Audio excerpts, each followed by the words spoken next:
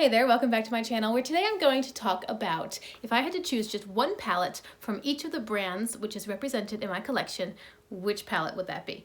And some of these were really easy decisions because one or two brands I just had one palette. Some of these were much harder decisions. So that's what we're gonna do today. If you haven't been here before, hello and welcome. My name is Rachel. I'm a homeschooling stay-at-home mom who loves to play with colorful eyeshadow. I also like to make videos for YouTube, such as tutorials, palette collections, declutters, rankings, anything like that. So if you're interested in seeing that sort of content, I hope you'll consider liking and subscribing. I try to upload about 3 videos a week, and you can also find me on Instagram, where I do have some mini tutorials under the Reels tab, and my handle there is at Shimmers and Silver. Now, let's talk about eyeshadow. So the first brand, which is represented in my collection, is my very first brand that I tried when I started getting into eyeshadow, and that is Colourpop. I first started buying the monochromatic palettes from Colourpop because that's where I was comfortable, and then as time went on, I started getting into more and more colorful eyeshadow, and now this is where we are today. But Colourpop is kind of like my first love with eyeshadow, and there are two palettes that to me sort of embody my memories of Colourpop, and they are the At Forest Sight palette between Colourpop and Raw Beauty Kristi, and the Lush Life palette, which was probably the best palette launch of 2021. And the whole point of this video is to choose one from each brand. So it's really hard for me to decide which one of these palettes I like better. The Lush Life palette is these insane, beautiful, tropical sort of colors.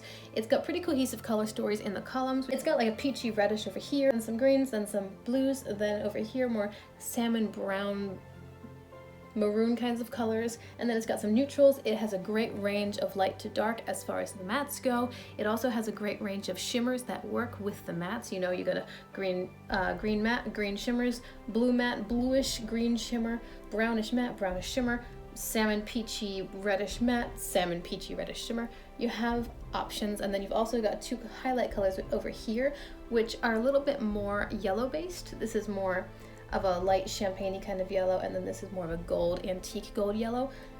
Everything works together. You've got depth, you've got dimension, you've got great deepening shades. You could go all neutral, you could go all colorful. This is a fantastic palette, not to mention the quality. This is like Colourpop's really good formula, and the packaging is unique and interesting and colorful, and what I really like about the packaging is that when you see it on your shelf, you know exactly what colors are inside the palette. Like, you got all your palettes lined up, and you see this one, you go, oh, that's right. It bothers me when I look at a palette, like the spine of a palette, and I don't quite remember what colors are represented inside. I understand that's difficult for a company to achieve if it's a very colorful palette.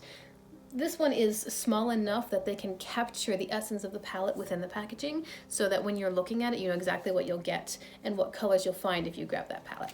And then the At Forest Sight palette. I love the packaging on this one. I do watercolor painting, and so I have a soft spot for anything watercolor, especially if it's well done and has this ethereal, fun, whimsical sort of feel to it, which these trees kind of melting into the background, and then these cute little mushrooms, and they're kind of cartoony but not childish cartoon, you know. I love the name At Forest Sight. Colourpop loves to do wordplay, and this is probably one of their best.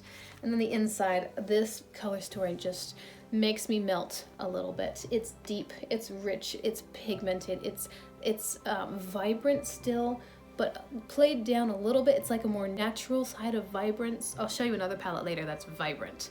This one's vibrant and saturated, but on a lower key scale.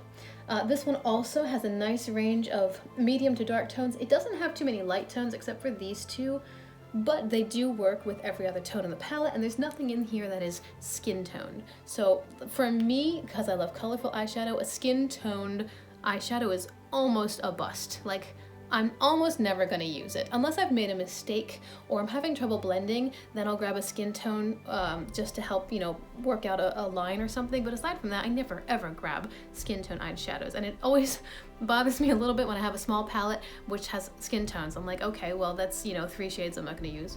This palette does not have that problem. The lightest, most skin tone shade in here is probably Old Growth. And it doesn't matter your skin tone. This is from light all the way to people who have very dark skin. There's nothing in here that's really skin toned. Old Growth is probably the closest for someone who's Caucasian, and then maybe Homegrown for someone who's got darker skin, but even like Old Growth is definitely more pink, and then Homegrown is definitely more of a brownish orange, or orangey brown. It's got like brown, orange undertones. Anyway, the palette has a great range. I like that this is pretty heavy on the mattes because I love to work with the matte colors and then add shimmer on top. There are two shimmers. You've got a more silvery brown one and then a more gold one. And again, the shimmers work with every color in the palette. It's really well done. I also love the story of this palette. If you go to Raw Beauty Christie's channel, you'll see videos of the story behind how she chose the names, how she chose the colors, how she worked with Colourpop, and they worked with her to do a photo shoot when she was very pregnant. It's just a sweet, heartwarming story, and this palette holds a special place in my heart because I waited forever to get it. Like, it was long sold out when I first found out about it, and I just kept an eye out for it, and I eventually got it for a really good deal on a discount site, and I was excited. But if I had to choose between the two, At Forest Sight or Lush Life, oh, what should I choose? You know, I'll be honest, I think I would choose At Forest Sight, and I'll tell you why. For one thing, At Forest Sight has a little bit more variety within the color story. It's got blue, green, berry, pink, yellow, black, and this black has little bronze flecks in it. It's got more variety within the color story itself. All the shades work together and whatnot. So I could do a really beautiful look using these colors, and then I could go into a different palette if I wanted a shimmer other than these two. Whereas the Lush Life palette has, like I said, pretty much the 4 distinct color stories. And one of my favorite shades is this green right here. But to be truthful, I have better lime green shades. This one is not bad.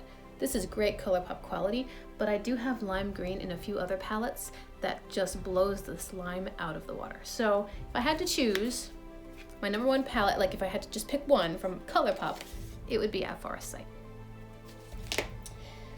Now the next brand I want to talk about is the other one that was difficult for me to choose. That was BH Cosmetics. From BH Cosmetics, okay, so I got onto the eyeshadow scene 1 year ago. This is March, which is a year and a month since I started playing with eyeshadow at all. Therefore, almost everything, well, pretty much everything that I have from BH Cosmetics is their best formula. So when it comes to choosing just one BH Cosmetics palette, I am definitely torn between Blueberry Muffin and Passion in Paris. So let's look at these color stories a bit. Blueberry Muffin, they're both excellent quality, really, really good quality. Every time I use this palette, I'm just blown away by these two browns. I'm not a neutral eyeshadow person, that's not my thing, but these two browns are incredible. Anyway, this palette is really solid. It's pretty much just a cool toned blue and brown palette. It's got some neutrals, it's got a lot of shimmers.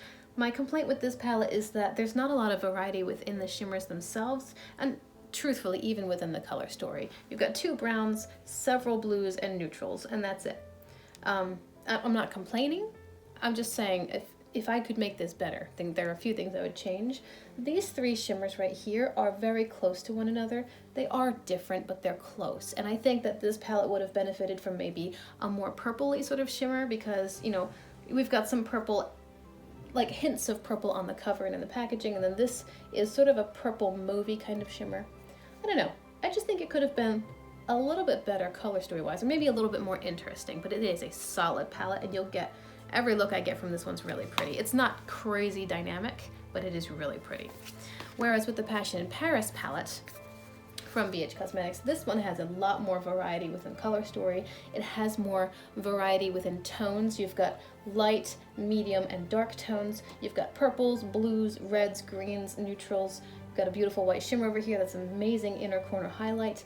You've got shimmers that work with the matte, so blue matte, blue shimmer, purpley matte, purpley shimmer, well, a couple blue mattes. You've got a green matte here, and then this City of Light shimmer is kind of, it's sort of like a silvery gray with a little bit of a green undertone to it. You've got red matte, red shimmer. You've even got more of a neutral shimmer over here. If I had to choose between these 2 palettes, like this palette's gonna give me a lot more oomph, a lot more dimension. However, my one reservation is that I don't usually go for really deep toned shimmers. My standard eyeshadow application style is to do a darker outer corner and then a lighter shimmer on the rest of the lid. I just like that style. I think it's pretty, I think it's flattering. This palette doesn't give me a lot of shimmer options because this is a shimmer, this is a shimmer, shimmer, shimmer, shimmer. And they're all pretty dark toned except for this one. And then these 2 are shimmers as well. And they are much lighter toned, but they're not very exciting. So to put these two palettes together, you get the depth and the drama and the contrast with a couple other shimmer options, and they're a great pairing. But if I had to choose between the two, I would choose Passion in Paris because I want that varied color story. I want the option to go light or to go dark or to keep it more neutral or to go colorful. And then of course one palette from each brand, I can grab a shimmer from somewhere else.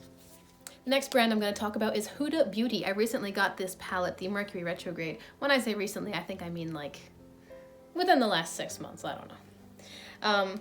The Huda Mercury Retrograde palette, and this is the only palette I have from Huda Beauty, ergo it has to be my choice if I choose one from each brand. I like this palette. I recently did a video that was 5 looks in one video because I understood that even though this is not the most exciting to me, a lot of people just adore this palette, and you know, maybe somebody found one of my looks helpful, I don't know. I like this palette. I like the quality. The shadows are really nice. They perform really well. This nebula shade is quite special. But I have decided to declutter this palette because, you know, of those 5 looks, I liked all of them. I was actually surprised by how well the shades performed and how they looked a little bit different on the eyes. Like you dip into an orangey shimmer, but it turns out being more peach or rose gold on the eyes. That was interesting. It's kind of like there's a little surprise waiting for you. I do really like the palette, but to be totally honest, I don't use it because it doesn't excite me. If I'm going to take the time to do my eyeshadow, whether or not I film, like I do my eyeshadow for myself, the only reason I started YouTube was because I figured, well, hey, I'm already doing it, I might as well film it and maybe it can help someone else. But I do it for myself. I'll do my eyeshadow if I'm just hanging around the house. If I'm not going anywhere, not doing anything outside of the house, and I want to play with eyeshadow, I'll still play with the eyeshadow because it's for me, it's not for anyone else. And almost all of the palettes in my collection excite me, where I look at them and I go, what can I do with that today? That's the sort of reaction that I want from my palettes. That's the sort of reaction that I want to get when I put out money to buy a palette. And this palette doesn't give me that. It's a great palette. It's a beautiful everyday palette. It's wearable. It's got pigment. It's buildable. It's workable. It's easy to work with. It's a great palette. It just doesn't give me that ooh sort of feeling, you know? And so this would be my #1 pick out of the Huda Beauty category because this is the only Huda palette I own. And I have nothing bad to say about it. It's just not quite up my alley, so I'm probably gonna declutter it. But for the purposes of this video, the Mercury Retrograde palette is the palette that I would choose from the Huda brand. Now let's talk about a brand which does make me go, ooh, and that would be Uden's Eye. I have 4 Uden's Eye palettes, and the one that I chose for today's video, choosing one palette from each brand, is the Hummingbird palette. This palette is part of the legendary Diversa collection. This one was a collaboration between Uden's Eye and Tina from The Fancy Face. That collection has now been further extended to include a palette called Hella, which was a collaboration between Uden's Eye and Angeliconic Fist. But this palette, this Hummingbird palette, gives me all the feels. It is gorgeous. It is so glorious. Look at these colors. It is exactly as exciting as it looks, if not more so, because I'm not sure how it's translating on camera. This is a gorgeous palette. I would like to swatch, but should I swatch? Should I swatch? You know, I'll be honest, I actually filmed this video already, like 3 days ago, and then I accidentally deleted it. In that video, I was wearing a white shirt, and I'm like, I want to swatch, but I'm not going to because I'm wearing a white shirt. But I'm not wearing a white shirt today, so maybe I'll swatch. I can't resist these shimmers. These shimmers are too beautiful for words. Let's swatch. Speaking of lime green, we'll swatch the lime green. Actually, maybe I'll compare them for you. Should I compare them? Hold that thought. Lime green, and I need to keep a finger clean, so we'll swatch this one here. I love this orangey color. I'll swatch these for you.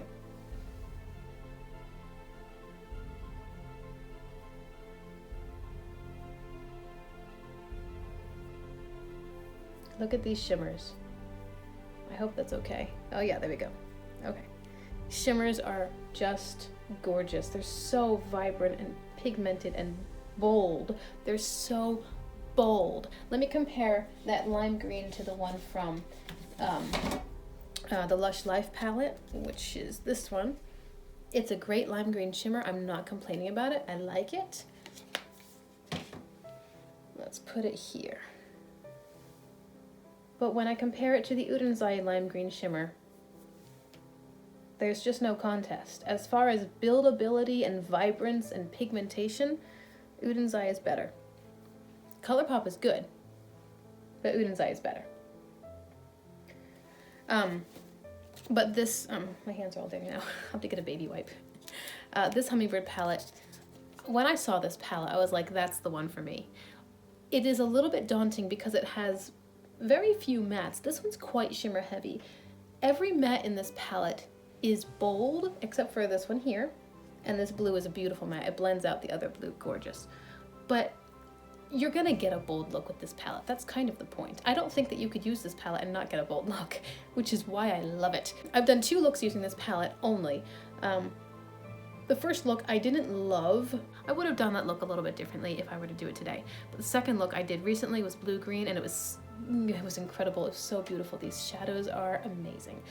So I could grab any shadow from this palette and use it to enhance any of my other selections, which is part of what has gone into the thinking for this video. If I choose one from each brand, this would be the one from Udin's Eye, because the shimmers alone, they're just out of this world. They're so pretty. I'm gonna go get a baby wipe and clean this up, and then I'll be right back. I don't know why, I just have a soft spot for green eyeshadow. I love green eyeshadow. You know, I don't look amazing in green. Green is not the best color for me. I love green eyeshadow. Maybe that's what it is. I don't have to have a green outfit, but I can accentuate a blue outfit with some green on my lids, and it's a lot of fun. Speaking of green, the next category is Glamlight. I have 2 palettes from Glamlight. I do plan on getting more, I think. We'll see.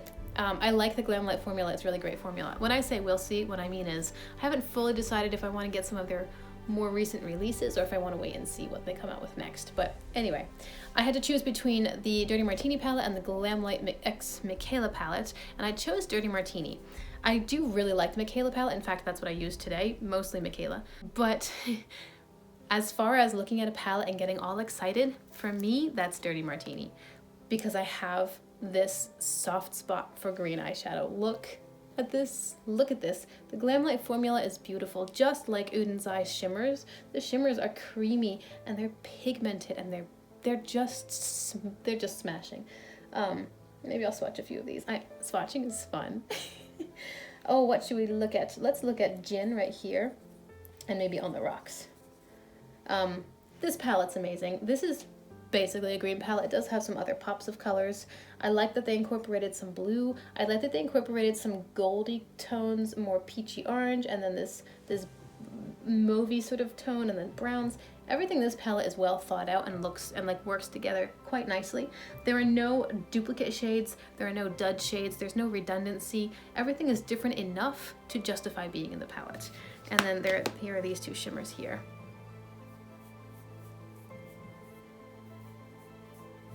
The shimmers from Glamlight are really, really pretty. If you ever have any problem with creasing, perhaps you have hooded or slightly hooded eyes, like my eyes are slightly hooded.